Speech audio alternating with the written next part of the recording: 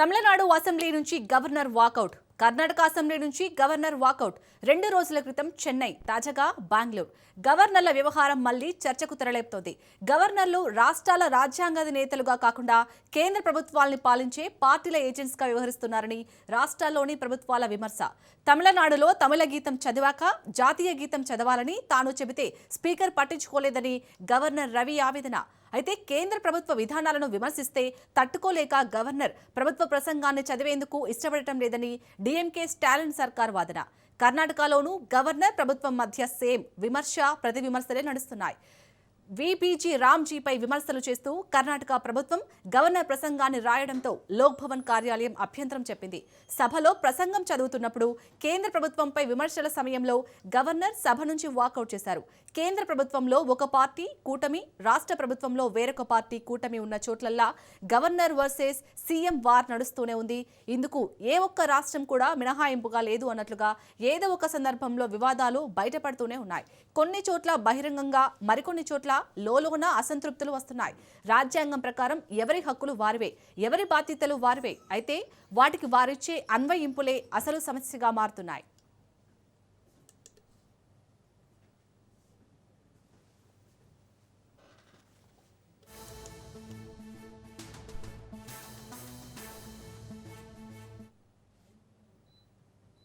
ఇక ఇదే అంశంపై పూర్తిగా డీటెయిల్ గా డిస్కస్ చేస్తారు మా input editor Srikanth. Srikanth, over to you. Government versus governor issue ఇవాళ మొదటిదేం కాదు. చాలా సందర్భాల్లో చాలా సంవత్సరాలుగా చాలా కాలం నుంచి వినిపించింది. అటు పంజాబ్లో కానీ, గతంలో తెలంగాణలో కానీ, లేదంటే కేరళలో కానీ, అట్ ది సేమ్ టైం గతంలో పశ్చిమ బెంగాల్లో కానీ, ఇట్లా దేశవ్యాప్తంగా కూడా అంటే భారతీయ జనతా కేంద్రంలో అధికారంలో ఉన్నటువంటి పార్టీకి సంబంధించినటువంటి వాళ్ళు గవర్నర్లుగా ఉంటే ఆయా రాష్ట్రాల్లో ప్రజల చేత ఎన్నుకోబడి ప్రజాస్వామ్యంగా ఎన్నుకోబడ్డ వాళ్ళు ప్రభుత్వాలను నడిపించే వాళ్ళు ఒకవైపు అన్నట్టు. అంటే ప్రభుత్వం వర్సెస్ గవర్నర్ ఈ ఇష్యూ చాలా కాలం నుంచి నడుస్తూనే ఉంది. గతంలో చాలా సందర్భాల్లో చాలా ఇష్యూస్ రావడం జరిగింది. ఈవెన్ తెలంగాణ విషయంలో అసలు గవర్నర్ని చాలా మాటలు అనడం జరిగింది. గవర్నర్ ఎంత, గవర్నర్ లెక్క ఎంత అనడం జరిగింది. అసలు గవర్నర్ల వ్యవస్థ ఎందుకు అనే కాడికి కూడా పరిస్థితులు వెళ్ళిపోయాయి. సో ఇట్లా నేపథ్యంలో మొన్న మహాత్మా గాంధీ నరేగా సంబంధించినటువంటి ఉపాధి హామీ చట్టం ఆ పేరు మారుస్తూ కేంద్ర ప్రభుత్వం తీసుకున్నటువంటి నిర్ణయం ఇప్పుడు ఆయా రాష్ట్రాల్లో ఉన్నటువంటి కాంగ్రెస్ పార్టీయా లేదంటే కాంగ్రెస్ పార్టీ కూటమిలో ఉన్నటువంటి పార్టీల ప్రభుత్వాలకు గవర్నర్లకు మధ్య కొంత గ్యాప్ మాత్రం ఏర్పడ్డ స్పష్టంగా కనిపిస్తోంది. తమిళనాడులో ఆర్ఎన్ రవికుమార్ కానీ అటు కేరళ గవర్నర్ అనుసరించినటువంటి ధోరణిలోనే ఇవాళ కర్ణాటక గవర్నర్ కూడా సేమ్ అదేవిధంగా మాట్లాడడం జరిగింది. సాధారణంగా రాష్ట్ర కేబినెట్ ఆమోదించినటువంటి ప్రసంగాన్ని గవర్నర్లు శాసనసభ మొదటి రోజు చదువుతూ ఉంటారు. అది ఆనవాయితీగా ఉంటుంది. నా గవర్నమెంట్, మై గవర్నమెంట్ అని చదువుతూ ఉంటారు. బట్ ఈరోజు మాత్రం సభకు వచ్చినటువంటి గవర్నర్ గెహ్లోట్ ప్రభుత్వం ఇచ్చినటువంటి ఆ ప్రతి కాప్ ఏదైతే ఉందో దాన్ని పక్కన పెట్టేసి ఆయన సొంతంగానే ఈ రాష్ట్రం ప్రగతి మార్గంలో నడుస్తుంది, ఈ సమావేశాలు విజయవంతం కావాలి, సక్సెస్ఫుల్గా ముందుకెళ్లాలని కోరుకుంటున్నా అని చెప్పి 2 లైన్లతోనే ముగించి ఆయన సభ నుంచి వాకౌట్ చేసి వెళ్ళిపోవడం జరిగింది.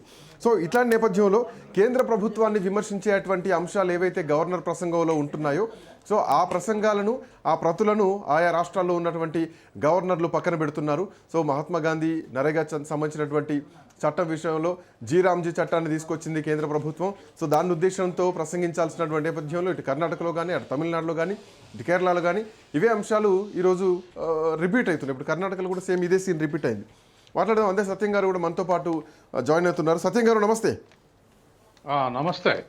ముఖ్యమంత్రులు ఆగ్రహం వ్యక్తం చేస్తున్నారు. ఇవాళ సిద్ధరామయ్య, అటు పినరై, అటు స్టాలిన్. సో గతంలో మనం చాలా సందర్భాల్లో చూసాం. పశ్చిమ బెంగాల్ మమతా బెనర్జీ కానీ, అంతకుముందు స్టాలిన్ ఏకంగా సుప్రీంకోర్టుకే పోయి బిల్లులు పాస్ చేయించుకున్నటువంటి సందర్భాలు కూడా మనం చూసాం. సో ఈ ఎపిసోడ్ని ఎట్లా చూడొచ్చు? గవర్నర్ వర్సెస్ గవర్నమెంట్లు చాలా కాలంగా ఉన్నాయి. ఈరోజు అంటే జనరల్గా అయితే రాష్ట్ర ప్రభుత్వాలు ఇచ్చినటువంటి ఆ ప్రతులను చదవడం ఆనవాయితీగా ఉంటుంది. ఆ సంప్రదాయాలను కూడా కాదని గవర్నర్లే బైకౌట్ చేసేటువంటి పరిస్థితులు మనం చూస్తున్నాం గత 2-3 రోజులుగా. ఎట్లా చూడొచ్చారు ఈ పరిస్థితిని? మొదటగా గవర్నర్ పరిధి ఏమిటి అన్నప్పుడు, గవర్నరు రాజ్యాంగ ప్రతినిధే తప్ప అధికార ప్రతినిధి కాదు. రాష్ట్ర ప్రభుత్వం యొక్క అధికారాలలో జోక్యం చేసుకుని రాష్ట్ర ప్రభుత్వ అధికారాలను కొన్నిటిని ఎక్స్ట్రాక్ట్ చేసుకొని చలాయించేటువంటి వ్యవస్థ కాదు. కేవలం రాజ్యాంగ ప్రతినిధి మాత్రమే. అంతవరకే గుర్తిస్తే గవర్నర్ యొక్క పరిధి స్పష్టంగా మనకు తెలిసినటువంటి విషయమే. అలా కాకుండా జనరల్గానే కాంగ్రెస్ గవర్నమెంట్ కాస్త తక్కువ మిస్యూజ్ చేస్తే బీజేపీ ప్రభుత్వం ఇంకెక్కువ మిస్యూజ్ చేస్తూ వస్తుంది గవర్నర్ల వ్యవస్థని.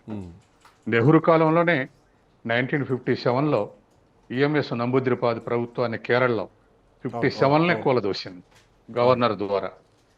అప్పటి నుంచి మొదలైతే ఇప్పటికీ అది ఇంకా ఎగబాకి కాంగ్రెస్ హయాంలో కొంతమేరకు పార్టీ నుంచి రిటైర్ అయినటువంటి వాళ్ళని లేదా సీనియర్ లీడర్లని దరిదాపు ఇక యాక్టివ్ పాలిటిక్స్ లేరట అనుకున్నటువంటి వాళ్ళని, న్యాయ కోవిదుల్ని, తర్వాత రాజ్యాంగ పండితుల్ని, ఇటువంటి వాళ్ళని గవర్నర్గా అపాయింట్ చేశారు. అయినా ఇన్ ఫేవర్ ఆఫ్ కాంగ్రెస్ లేదా in favour of central government అప్పుడప్పుడు గవర్నర్లు వైలేట్ చేస్తూ వచ్చారు. ఇప్పుడు వచ్చేవరకల్లా దరిదాపు ఆర్ఎస్ఎస్ యొక్క బ్యాక్గ్రౌండ్ కానీ లేదా బీజేపీ బ్యాక్గ్రౌండ్ కానీ ఉన్నటువంటి వాళ్ళు 90% గవర్నర్లను బీజేపీ ప్రభుత్వం అపాయింట్ చేసింది. తర్వాత ప్రతి రాష్ట్ర ప్రభుత్వానికి ఎప్పుడో గతంలో 5 ఏళ్లలో ఒకసారి 2 సార్లు గవర్నమెంట్ తోటి వైరుధ్యం వచ్చింది అనుకుంటే అది ఒక వార్త. కానీ ఇప్పుడు రోజువారీ అడ్మినిస్ట్రేషన్లో రాష్ట్ర ప్రభుత్వాలకు అడ్డంకి తగిలి తర్వాత రాష్ట్ర ప్రభుత్వాలని ప్రెజరైజ్ చేసి లేదా రాష్ట్ర ప్రభుత్వాల అభిప్రాయం ప్రతిబింబించకుండా చేయడానికి గవర్నర్లు ప్రయత్నం చేస్తున్నారు. ఈ రాష్ట్రం ఆ రాష్ట్రం అనేటువంటిది ఇది లేదు. ఉదాహరణకు ఎగ్జాంపుల్కు నిన్న కర్ణాటకలో ఆ రాష్ట్ర మంత్రివర్గం ఒక ఉపన్యాసం రాసిచ్చింది. దాంట్లో జీరామ్జీ పథకం ఉపాధి హామీ పథకానికి నష్టం చేస్తుందని రాశారు. అది గవర్నర్ చదివితే గవర్నర్ అభిప్రాయం కాదు, అది కర్ణాటక రాష్ట్ర ప్రభుత్వం యొక్క అభిప్రాయం. కర్ణాటక యొక్క రాష్ట్ర ప్రభుత్వం అభిప్రాయం అనుకుంటారు తప్ప గవర్నర్ అభిప్రాయం అనుకోరు. కాబట్టి గవర్నరు రాష్ట్ర ప్రభుత్వం యొక్క అభిప్రాయం చదవాలి తప్ప నాకు దీని మీద డిఫరెన్స్ ఆఫ్ ఒపీనియన్ ఉంది అనడానికి వీల్లేదు. కాబట్టి ఇటువంటి పరిస్థితుల్లో నిన్న కర్ణాటక గవర్నర్ చేసింది కరెక్ట్ కాదు. అట్లాగే మిగతా రాష్ట్ర గవర్నర్లు కూడా వివిధ రాష్ట్రాల్లో దరిదాపు కేంద్ర ప్రభుత్వం కన్నా ఎక్కువ రాష్ట్ర ప్రభుత్వాలకు డిస్టర్బెన్స్ క్రియేట్ చేయటం, ప్రెజర్ క్రియేట్ చేయటం చేస్తున్నారు. దీనివల్ల బీజేపీ ప్రభుత్వం లేదా కేంద్ర ప్రభుత్వం యొక్క ప్రతిష్ట అయితే పెరగదు. ఎందుకంటే అంటే మీరు అన్నట్టు సార్ ఇంకా కొన్ని పాయింట్స్ కూడా ఉన్నాయి. ఇప్పుడు కేంద్రంలో ప్రభుత్వం ఒకటి ఉంటే వాళ్ళకి సంబంధించిన వాళ్ళే గవర్నర్లుగా ఉంటారు, లేదంటే బీజేపీకి సంబంధించిన వాళ్ళే గవర్నర్లుగా ఉన్నారు. మన ఎగ్జాంపుల్ చూడొచ్చు, తమిళనాడులో ఉన్నటువంటి తమిళిసై సౌందరరాజన్ను తెలంగాణకు తీసుకొచ్చి గవర్నర్ చేశారు. ఆ తర్వాత మళ్ళీ సెంట్రల్ చెన్నై నుంచి ఆమెను పోటీకి దింపారు. ఇక్కడ గవర్నర్ పదవి అయిపోగానే మళ్ళీ క్రియాశీలక రాజకీయాల్లో ఉన్నారు. సో బీజేపీ వాళ్ళే ఉంటున్నారని చెప్పడంలో ఎట్లాంటి సందేహం లేదు. బట్ ద పాయింట్ ఏంటంటే ఈ బిల్లులు ఆమోదించకపోవడాలు, లేదంటే ఆ బిల్లులను కనీసం వెనక్కి తిరిగి పంపించకపోవడాలు, వాటిని అట్లాగే పెండింగ్లో పెట్టడాలు, ఇట్లా కూడా రాష్ట్ర ప్రభుత్వాలు ఇబ్బందులు పడ్డాయి. గతంలో స్టాలిన్ ప్రభుత్వం సుప్రీంకోర్టు వరకు వెళ్ళింది. ఈవెన్ అరవింద్ కేజ్రీవాల్ కూడా గవర్నర్ల విషయంలో చాలా ఇబ్బందులు పడ్డటువంటి సందర్భాలు చూసాం. అండ్ మోర్ ఓవర్ తెలంగాణ విషయంలో కూడా గతంలో అదే జరిగింది. ఎమ్మెల్సీలకు సంబంధించినటువంటి అంశంలో గవర్నర్లు పెండింగ్లు పెడుతున్నారని చెప్పేసి, అండ్ ఇప్పుడు కూడా రిజర్వేషన్లకు సంబంధించినటువంటి విషయంలో కూడా పెండింగ్లో ఉన్నాయి. ఇట్లా ప్రతి అంశాలని గవర్నర్లు పెండింగ్లో పెడుతున్నారు. సో గవర్నర్లు కూడా రాజకీయ ఉద్దేశంతోనే చూస్తున్నారు, రాజకీయ కోణంలోనే ఉంటున్నారు. సో ఇదే కదా ఇక్కడ క్లాషెస్ వచ్చేటి ప్రభుత్వాలకు గవర్నర్ వ్యవస్థకు మధ్య. నేను వివరాలు చెప్పకుండా ఒకటే మాట అన్నా, ప్రెజర్ క్రియేట్ చేయడం, డిస్టర్బెన్స్ క్రియేట్ చేయడం చేస్తున్నారని. ఎగ్జాక్ట్. ఇప్పుడు మీరు చెప్పినన్నిటి ఈ రెండింటికి ఎందుకు వస్తాయి, ప్రెజర్ సృష్టించడం లేకపోతే డిస్టర్బెన్స్ క్రియేట్ చేయటం. రాష్ట్ర గవర్నర్లు భిన్నాభిప్రాయం ఉన్న అటువంటిది చేసే హక్కు లేదు గవర్నర్లకు. గవర్నర్ యొక్క వ్యక్తిగత అభిప్రాయానికి విలువ లేదు. గవర్నర్ ఎంత పండితుడైనా సరే తన వ్యక్తిగత అభిప్రాయానికి వాల్యూ లేదు. రాష్ట్ర ప్రభుత్వ అభిప్రాయమే గవర్నర్ అభిప్రాయం. కాబట్టి గవర్నర్ హానర్ చేయటం తప్ప మరొకటి కాదు. కాకపోతే సెంట్రల్ గవర్నమెంట్ తరఫున లేదా రాజ్యాంగ నేత రాష్ట్రపతి ఉన్నాడు కాబట్టి రాష్ట్రపతి తరఫున ప్రతినిధి గవర్నర్.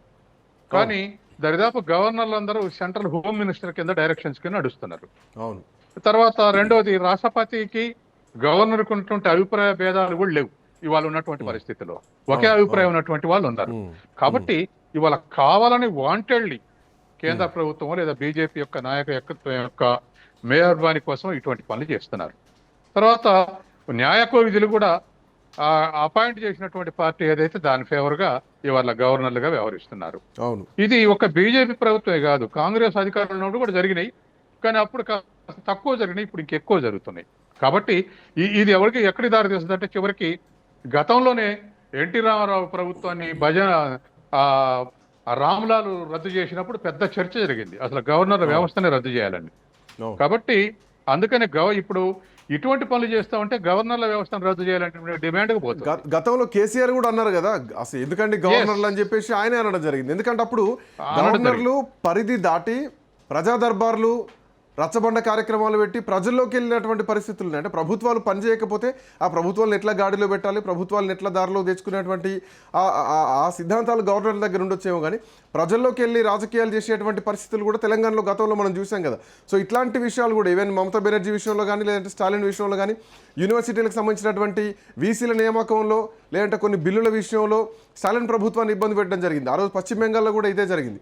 సో ఇట్లాంటి విషయాలే గవర్నర్లకు వర్సెస్ రాష్ట్ర ప్రభుత్వాలకు మధ్య ఒక యుద్ధ వాతావరణం తీసుకొచ్చి ఆఖరికి అసలు గవర్నర్ల వ్యవస్థ ఎందుకు అనే కాడికి వెళ్ళింది. అండ్ మోరోవర్ సార్, ఇట్లాంటి పరిణామాలు గతంలో ఎప్పుడైనా జరిగినాయా? రాష్ట్ర ప్రభుత్వాలు ఇచ్చిన ప్రతులను చదవకుండా, లేదంటే వాళ్ళకి నచ్చినవి యాడ్ చేసి, లేదంటే వాటిని పక్కన పెట్టి 2 లైన్లతో చెప్పి బైకౌట్ చేసి గవర్నర్లు పోయిన సందర్భాలు గతంలో ఏమైనా ఉన్నాయా దేశంలో? గతంలో జరగలేదు. ఎందుకంటే భిన్నాభిప్రాయం ఉంటే ప్రతిని పంపినప్పుడే రాష్ట్ర ప్రభుత్వానికి సలహా ఇవ్వచ్చు. ఇప్పుడు అసెంబ్లీకి వచ్చిన తర్వాతనే గవర్నర్ ఎక్కారు, ముందే గవర్నర్ పంపుతారు ప్రతిని పంపినప్పుడే ఏదన్నా భిన్నాభిప్రాయం ఉంటే ఇట్లా ఉంటే బాగుంటుందని రాష్ట్ర ప్రభుత్వానికి సలహా ఇవ్వచ్చు. అంత మేరకే కానీ బహిరంగంగా శాసనసభలో ధిక్కరించి బాయ్కాట్ చేసిపోవటం అనేది ఖచ్చితంగా ఆ రాష్ట్ర ప్రజల్ని అవమానించటమే, ఆ రాష్ట్ర ప్రభుత్వాన్ని అవమానించటమే.